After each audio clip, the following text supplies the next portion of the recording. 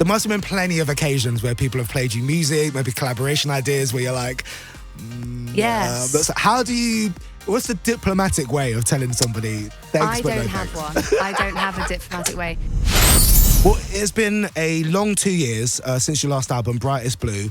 Lots happened over the last 2 years for a lot of people. Yes. Is there almost a sense of like demanding from fans? I know I certainly felt that way. It was like, all right, Ellie, it's been 2 years, all right? I know you've been a mum and stuff, but come on, let's get some new music. Yeah, for sure. But I do have the sweetest fans in the world. I'm sure every artist says that, but I really do. They're so lovely and really supportive of me. And if I so much as like the other day, I was kind of getting quite bogged down with like the politics stuff that was happening.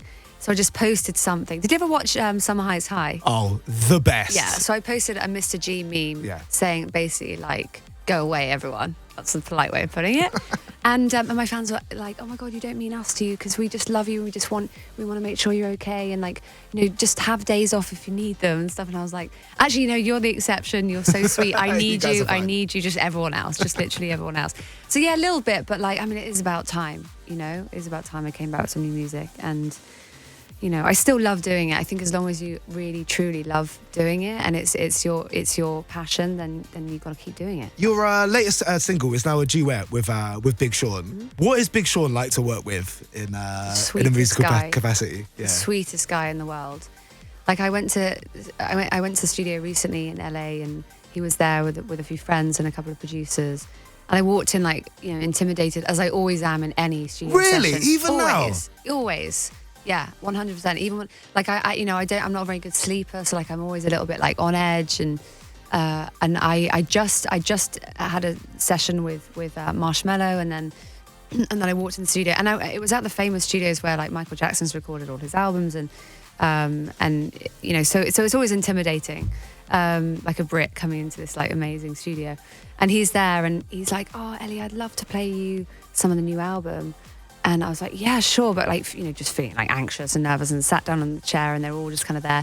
And he plays this album and it's just, it's immense. It's like so epic and so good. And his flow is so good. And he's just super smart the way he writes. And then, and it's like all this like crazy music, and then it stops and he's like, so what did you think? Did you like it? I was like, yeah, I loved it, and tried to like pick up on something, but like, get too scared thinking I'm out of my depth or whatever. But yeah, it's so nice to work with someone that you genuinely want the best for and you deserve the best. And he's such an incredible artist, and he's respected and admired by so many other artists in that world. And I can understand why. He's just so talented. You don't have to go into detail about this at all, but that's a story of when it's gone really well. Someone's played you something and you thought, this is great. There must have been plenty of occasions where people have played you music, maybe collaboration ideas where you're like, yes. What's the diplomatic way of telling somebody thanks, but no thanks? I don't have one. I don't have a diplomatic way. And not that, no, the fact is I don't even say anything. Like I will fully go and like record a song and just do it just to save face. Just to not have the awkwardness of being like, what, I'm just not a fan. Because I find that so hard. Like I think I just always give it the benefit of the doubt and think, well, maybe if I record it, it will sound different.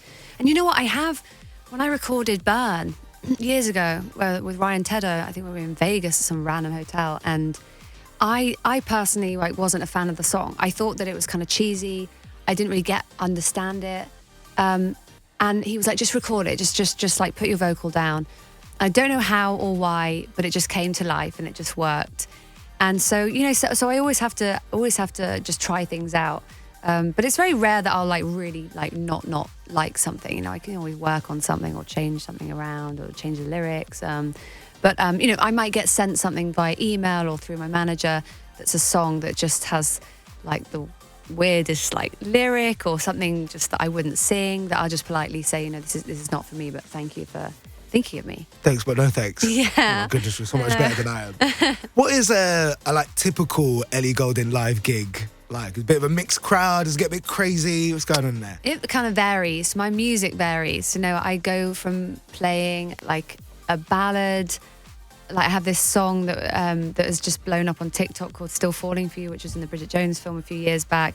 But now it's just had this huge TikTok moment. So like now I've introduced that back, and to hear everyone singing that back is just wild because I never really released it properly as a song. that's like a new thing that I do, that it blows my mind in music. And that's like out of your control as well, man. Yeah, just totally. Random. Or like Lights, the first song I released in America, is suddenly huge on TikTok, and now it's like climbing up the charts again. It's just like, I guess it's like the Kate Bush thing. It's just all these crazy things are happening with old songs. It's been an absolute pleasure speaking to you. We are so excited about your new single, Easy Lover, which we're going to get on the show tonight. Ellie Goulding, thanks very much for being my big guest on the show. Thank you so much for having me. Pleasure. This is Heart.